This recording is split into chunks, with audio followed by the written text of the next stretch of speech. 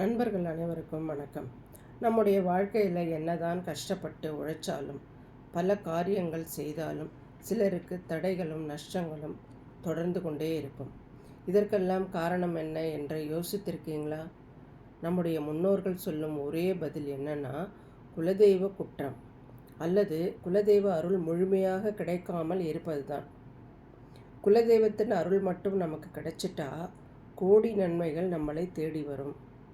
இன்று இந்த வீடியோவில் குலதெய்வத்திற்கு எந்த ஒரு பொருளை படைத்து வழிபட்டால் நம்முடைய தலைவிதியே மாறும், கஷ்டங்கள் அனைத்தும் தீரும் என்பதை பற்றி கொஞ்சம் விரிவாக பார்க்க போகிறோம். பொதுவாக நம்ம குலதெய்வ கோயிலுக்கு போகும்போது என்ன வாங்கிட்டு போவோம்? தேங்காய், பழம், பூக்கள், கற்பூரம் என வழக்கமாக எடுத்துகிட்டு போகிற பொருளை தான் கொண்டு செல்வோம். இதில் தவறு எதுவும் இல்லை.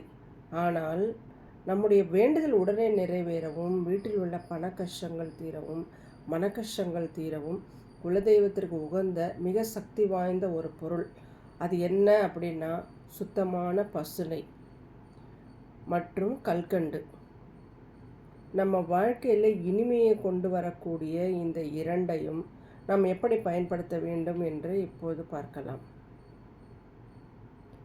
நீங்கள் குலதெய்வ கோயிலுக்கு போனாலும் சரி, இல்லை ரொம்ப தூரமாக இருக்குது, எங்களால் போக முடியல அப்படின்னா உங்கள் வீட்டு பூஜை அறையிலேயே உங்கள் குலதெய்வ படத்தை வச்சுருந்தாலும் சரி, இந்த வழிபாட்டை செய்யலாம். ஒரு சுத்தமான அகல் விளக்கு எடுத்துக்கோங்க. அகல் விளக்கு இல்லைன்னா பித்தளை விளக்காக இருந்தாலும் பரவாயில்ல. அகல் அல்லது பித்தளை விளக்கில் சுத்தமான பசுனை ஊற்றி பஞ்சு திரி போட்டு உங்கள் குலதெய்வத்தை மனதார நினச்சி அந்த நெய் தீபத்தை ஏற்றி வழிபடுவது நம்ம வம்சத்தையே வாழ வைக்கும்.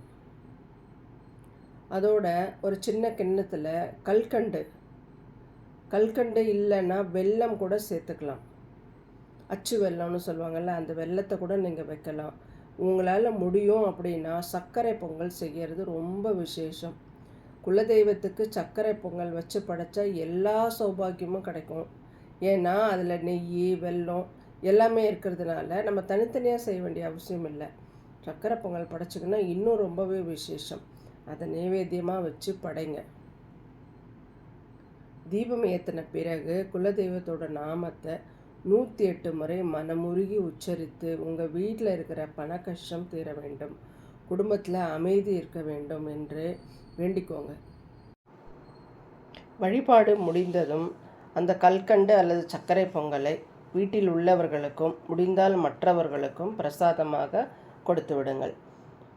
குலதெய்வம் என்பது நம்ம முன்னோர்களின் அம்சம் என்பதால் அவர்களுக்கு இனிப்பும் நெய்யும் அர்ப்பணிக்கும் போது அவர்கள் மனம் குளிர்ந்து போய் நமக்கு ஆசி வழங்குவார்கள். தடைப்பட்ட காரியங்கள் நடக்கும், கடன் தொல்லைகள் நீங்கும், வீட்டில் நிம்மதி நிலைக்கும். வரவிருக்கும் வெள்ளிக்கிழமை அல்லது அமாவாசை திதியில் இந்த எளிய வழிபாட்டை செய்து பாருங்கள். உங்கள் வாழ்க்கையில் நடக்கும் அதிசய மாற்றங்களை நீங்களே உணர்வீர்கள். நண்பர்களே, இந்த தகவல் உங்களுக்கு பிடித்திருந்தால் ஒரு லைக் கொடுங்க. உங்களுடைய குலதெய்வம் எது என்பதை மறக்காமல் கமெண்ட்டில் சொல்லுங்கள். ஆன்மீகம் மற்றும் வாழ்வியல் சார்ந்த பல பதிவுகளுக்கு நம்ம சேனலை சப்ஸ்கிரைப் செய்ய மறக்காதீங்க.